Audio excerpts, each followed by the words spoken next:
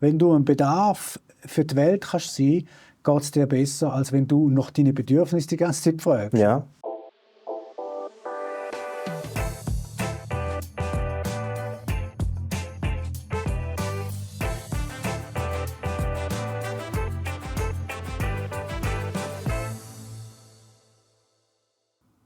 Es ist aber fast wie wenn ein Feuerwerk gestartet wird bei gewissen Leuten, wenn man sich wieder mal trifft und zusammen geht zum Mittag nehmen und nachher über das austauschen, was so läuft.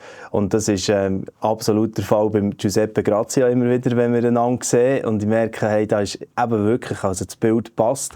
Da ist Feuer da, immer noch für den Weg, den er geht. Jetzt mehr noch als Herausgeber vom Schweizer Monat, von dem Magazin, wo wir dann gerade ein bisschen erfahren, was das genau ist, die es vielleicht nicht kennen. Aber viele kennen ihn bereits auch, weil er schon mehrfach im Live-Talk dabei war, als Autor natürlich und NZZ, Kolumnist auch nach wie vor an verschiedene Orte, wo du publizierst. Wieder. Giuseppe, herzlich willkommen wieder einmal hier. Danke vielmals für die Einladung, es ist super, bei euch zu sein. Genau. Und ich bekomme es mindestens immer wieder eben mit, was du also so machst. Jetzt, einen Roman hast du auch wieder rausgegeben in der Zwischenzeit, gell? Den habe ich nicht möglich gekommen, jetzt auch wieder zu Gemüte zu führen. Aber auch einfach die NZZ-Kolumne, einmal ganz coolen Text, den du hast rausgehauen über einfach Westeuropa und das gestörte Verhältnis, das wir haben eigentlich zu der christlichen Wurzel, zum Christentum. Gell? Also, ja. Starten wir doch gerade hier, ist gut? Ja, das ist gut, ja. Nein, ich habe das Bedürfnis seit eigentlich eine Weile schon gehabt, dass mal etwas zu schreiben darüber, weil ich habe einfach beobachtet über Jahre eigentlich, dass wir Doppelstandards haben in der Öffentlichkeit. Also einerseits ist das Christentum wird eigentlich schlecht geredet. Wenn es um Gewalt in der Religion geht, ist das Christentum die Schuld an den Kreuzzügen, an der Hexenverfolgung, am Imperialismus, you name it. Also das Christentum als Religion wird sozusagen verantwortlich gemacht für üble Sachen in der Geschichte. Mhm. Das Gleiche beim Feminismus wird verantwortlich gemacht für antifeministische Sachen. Es wird verantwortlich gemacht für homophobe Tendenzen. Es wird verantwortlich gemacht für alles Mögliche in der Gegenwartsgeschichte. Oder? Und die gleiche Elite oder das gleiche Establishment, das so schreibt und so redet über das Christentum, redet über den Islam ganz anders. Oder? Dort wird der Islam als Religion sofort abgetrennt von den üblen Sachen, als Islamismus. Oder? Es gibt keinen Christianismus, es gibt nur das Christentum. Aber im Islam gibt es plötzlich einen Islamismus, der dann angeblich verantwortlich ist für Gewalt, für Frauenunterdrückung, für ganz schlimme Sachen in der Gesellschaft. Und ich habe das über Jahre beobachtet, als einer, der halt gerne in den Medien ist und mit den Medien arbeitet. Und habe gefunden, da muss man mal thematisieren. Und meine Diagnose ist eigentlich die, wir haben ein gestörtes Verhältnis nicht nur zu uns, sondern auch zu allen Religionen. Also beim Islam eher unterwürfig. Und beim Christentum eher hochmütig, arrogant und eigentlich verachtend, oder? Ja, also du schreibst schon, Witze werden eigentlich nur über Jesus gemacht, oder? Etwas anderes. Also satirische Sprüche kann jeder prüfen. KI, frage mal KI zuerst. Mach mir ein paar satirische Witze über Jesus oder über Moses. Kein Problem. Da kommen ein paar coole Sachen. Und dann machen wir ein paar satirische Sprüche oder so zu Mohammed. Und da kommt nichts. Da kommt eine Bemerkung in der Regel, je nach Maschine, die man benutzt, dass da heikel sei und so. Und das ist interessant, dass da heikel ist und das andere ist nicht heikel. Und ich habe dann wie versucht zu erklären in dieser Arbeit, eine liberale Gesellschaft muss eigentlich tolerant sein und es muss sehr viel, ich als Mensch, auch als Christ, muss viel einstecken. Ich muss Toleranz, Zumutungen aushalten. Und ich finde, das müssen alle. Alle müssen das aushalten. Mhm. Also egal welche Religion du hast, auch Freidenker und Atheisten müssen können, Sport aushalten, dass sie eigentlich hoffnungslose, verzweifelte Menschen sind oder so etwas. Also ich finde, das ist komisch, wenn wir nicht Doppelstandards einführen. Für eine Gruppe gilt es, für die andere nicht. Darum habe ich das geschrieben und am Schluss habe ich irgendwie versucht zu erwähnen, dass man gewisse Standards in der Gesellschaft halt erfüllen heute, dass eine tolerante Gesellschaft funktioniert. Oder?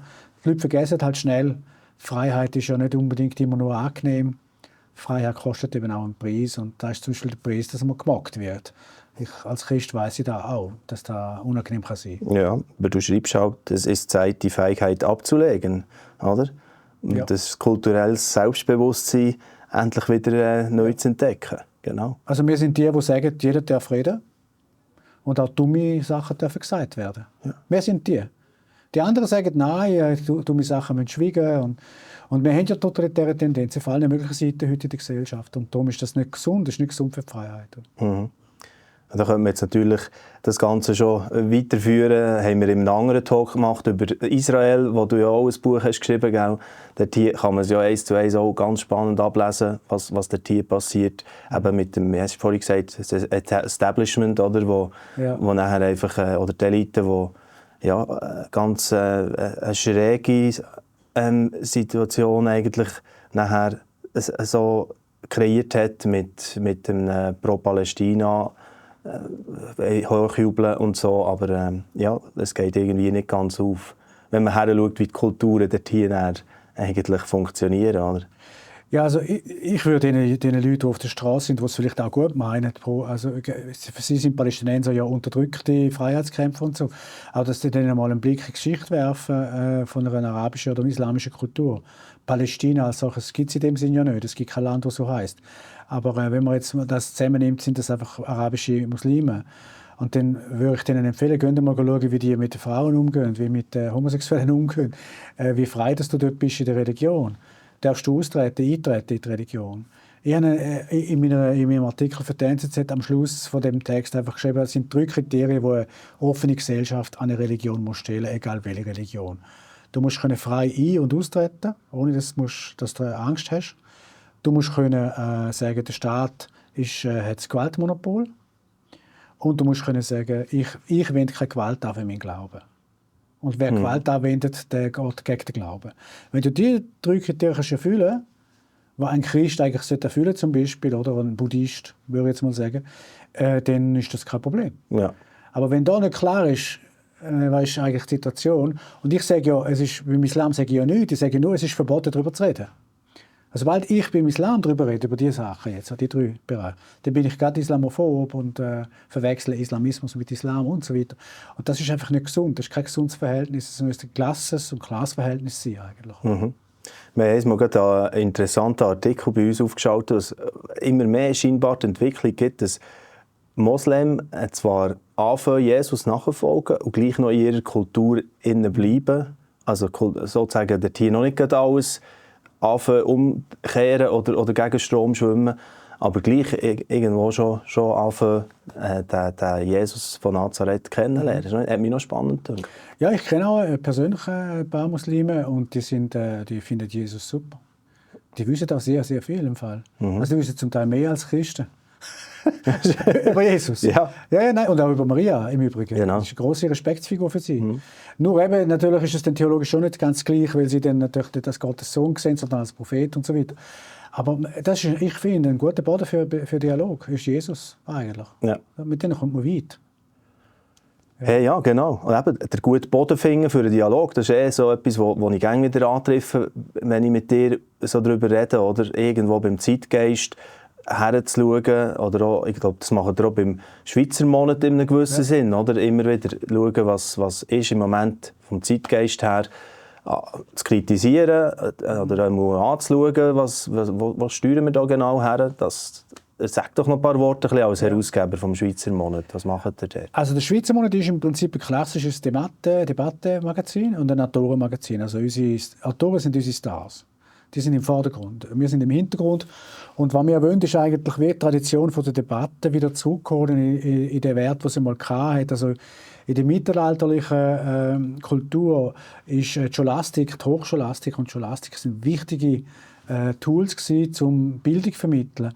Und Scholastik hat so funktioniert, dass bevor du eine Position kritisieren hast du sie wiederholen in Anwesenheit vom Kritisierten.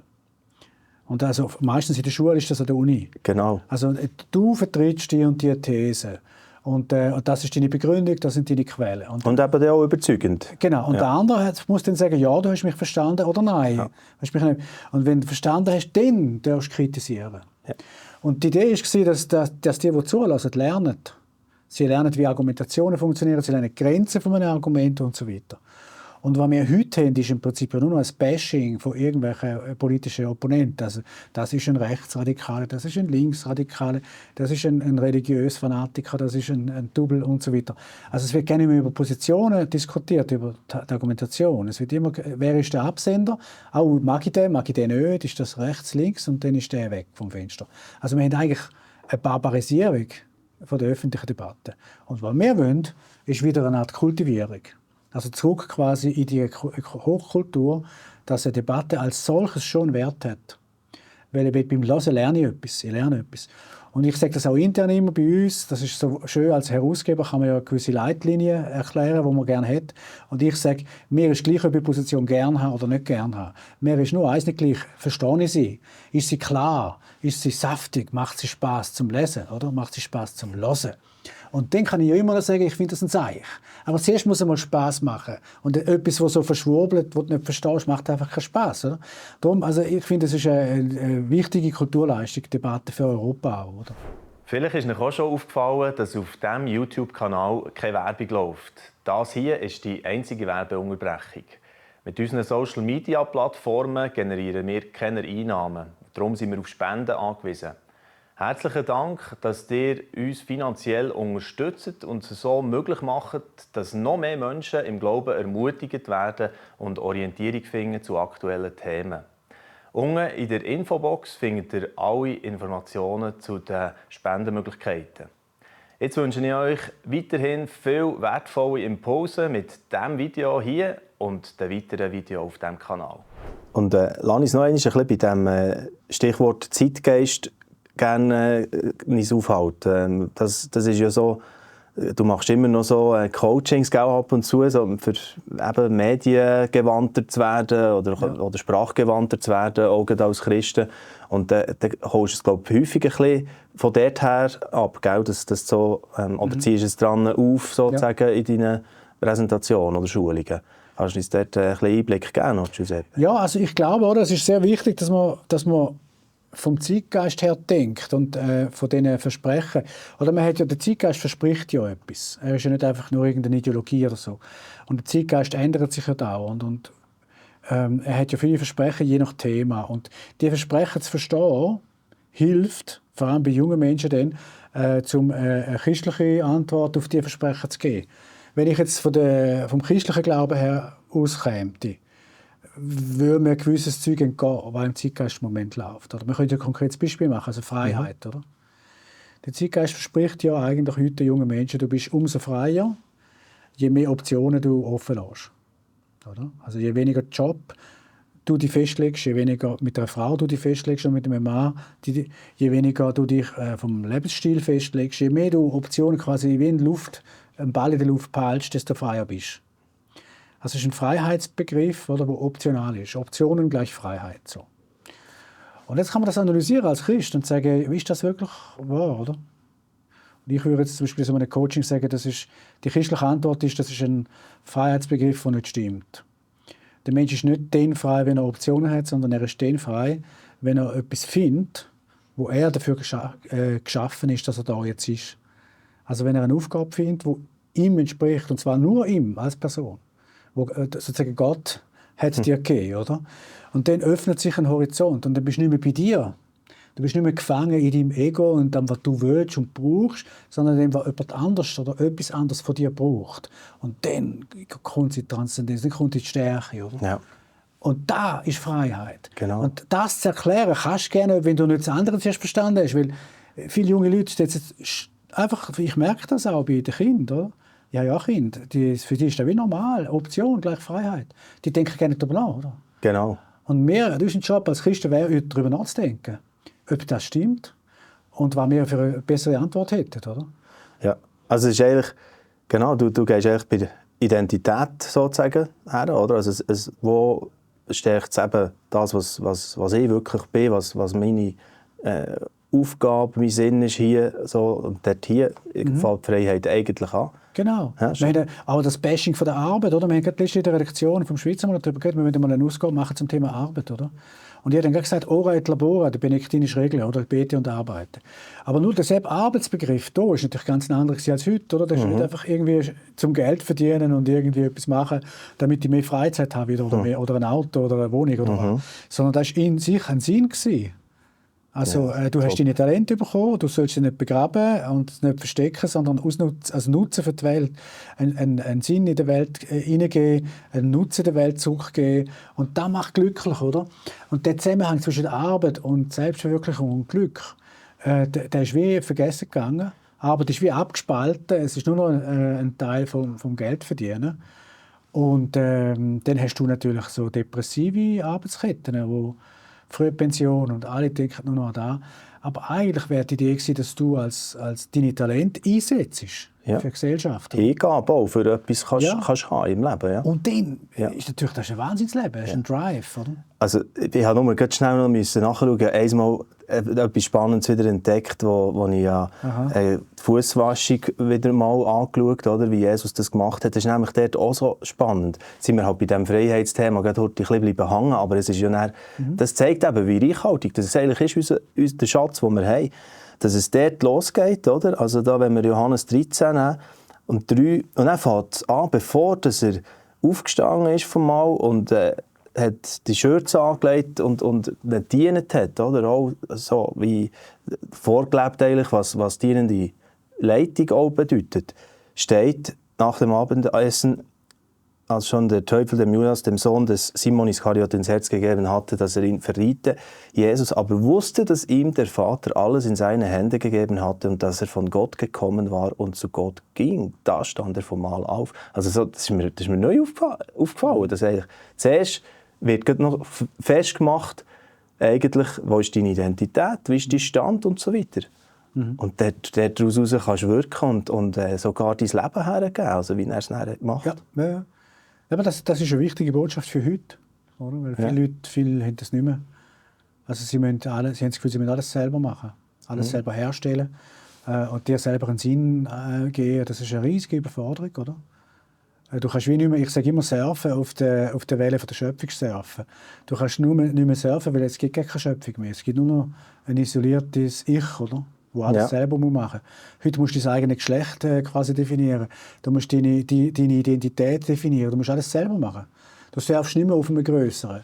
Ich stelle mir das sehr anstrengend vor. Oder? Und es ist ein schönes Wetterprogramm. Wenn es dir nicht gut geht und keine Kraft mehr da ist, kannst du das gerne nicht mehr.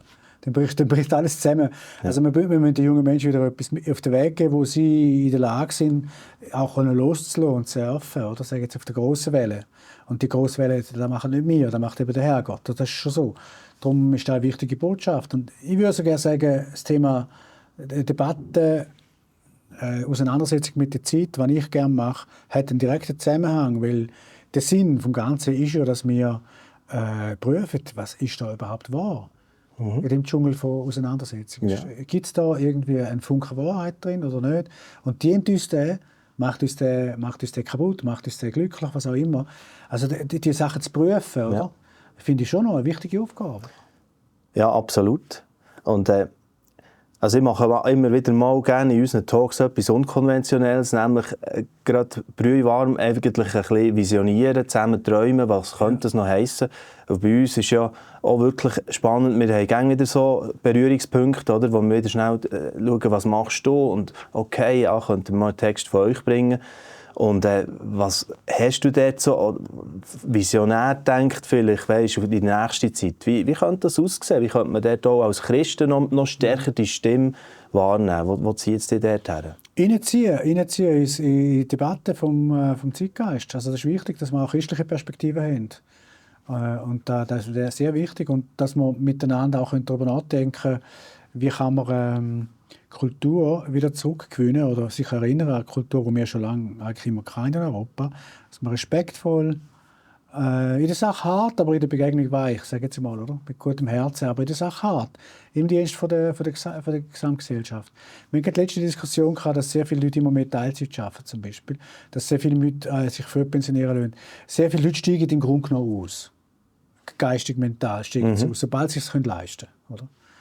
Und das heisst ja, sie sind nicht mehr interessiert an Teilen der Gesellschaft zu bleiben und dort etwas zurückzugeben. Das ist eigentlich traurig, oder?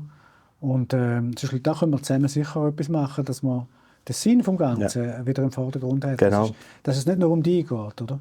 Ich habe mal einen Talk gehört mit einem Rabbi, einem amerikanischen Rabbi, und der hat mit Jugendlichen geredet und die Jugendlichen haben ihn gefragt, aber wieso soll ich mich da so hingeben für etwas, was ich nicht gerne gewählt habe? Ich habe nicht einmal gewählt, dass ich geboren werde. Ich habe nicht gewählt, dass ich ein Mann oder eine Frau bin. Ich habe nicht gewählt, wo und wen ich geboren werde und so weiter. Also warum soll ich jetzt das noch quasi gross verantworten, wenn ich ja selber nie gewählt habe, oder? Und dann hat der Rabbi denen gesagt, you have a point. It's true, also es ist wahr, oder? You are not here because you wanted to be here. It's true. But follow the logic. Also du musst der Logik folgen. Du bist nicht da, weil du hast wollen. Also warum bist du da? Weil jemand anders das wollen hat, ja. Jemand anders hat wollen. Und ich kann dir sagen, wer es ist, der Herrgott. Der will, dass du jetzt da bist und der hat eine ganz bestimmte Aufgabe für dich. Find raus, was da ist, wirst du ein gutes Leben haben. Und don't ask about the needs. Look to be needed. Also frag nicht nach den Needs, nach den Bedürfnissen, sondern schau, dass du ein Bedarf wirst für die Welt. Und dann wirst du glücklich. Hey, das ist so ein genialer Input. Und das zum Beispiel, da wäre jetzt, finde ich, auch unsere Aufgabe, den jungen Menschen zu zeigen, wenn du ein Bedarf für die Welt kannst sein, geht es dir besser, als wenn du nach deinen Bedürfnissen die ganze Zeit fragst. Ja, vor allem, weil wir eben so eine auch vaterlose Gesellschaft sind, oder? Genau. Häufig. Also im Sinne von, ich stehe auf am Morgen, meine, was hättest du denn, wenn nicht kannst daran denken, hey, ich habe hier einen guten Vater im Himmel, der irgendwo mir designt hat und jetzt laufe ich wieder drin und so. Und das Privileg, wir sind in der Schweiz, das ist ein Privileg, gell? Wir Ja. können hier arbeiten und wir haben Freude an der Arbeit. Ja. Das ist natürlich ein Privileg, muss man auch sagen. Das ist definitiv so. Ja, und eben haben wir schon angefangen, weiter visionieren. Nächstes Jahr vielleicht machen wir etwas zur Hoffnung. Das ist ja eine von unseren Linien, hoffnung.ch, weißt, wo wir Hoffnungsfestival haben wir jetzt gerade an Rufert angekündigt, wo jetzt Zürich kommt, wo ihr ja auch in der Redaktion habt, vom Schweizer Monat. Wer weiß, vielleicht ist da etwas... Also da müssen wir etwas in Zürich selber machen, finde ich im Fall gut. Ja. Die Bahnhofshalle eventuell, oder? Ist das eigentlich richtig das ist fix, ja. Das ist fix sogar. Und sozusagen der Bahnhof voller Hoffnung. Im christlichen Sinn. Ja. Da sind wir also dabei. Wir müssen schauen, in welcher Form. Also wir alles finanziert. Ja, das ist klar. Aber das wäre super. Und überhaupt, ich stelle mir den Titel vor, Hoffnung.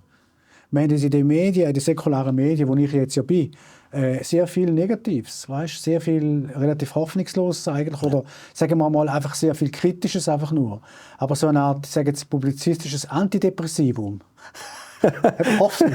Das wäre doch gut, oder? Ja, das machen wir auch teilweise natürlich bereits, aber, Wenn wir machen, aber das darf noch mehr Kraft haben. Noch mehr Kraft haben. Ja, definitiv. Also bin ich dabei. Da müssen wir schauen im Detail, aber da bin ich dabei. Ja, das ist gut. Also, auf jeden Fall spannend. Mit dir ist es immer einfach schön und macht Spass, so ein bisschen weiter zu träumen, was wäre da noch möglich.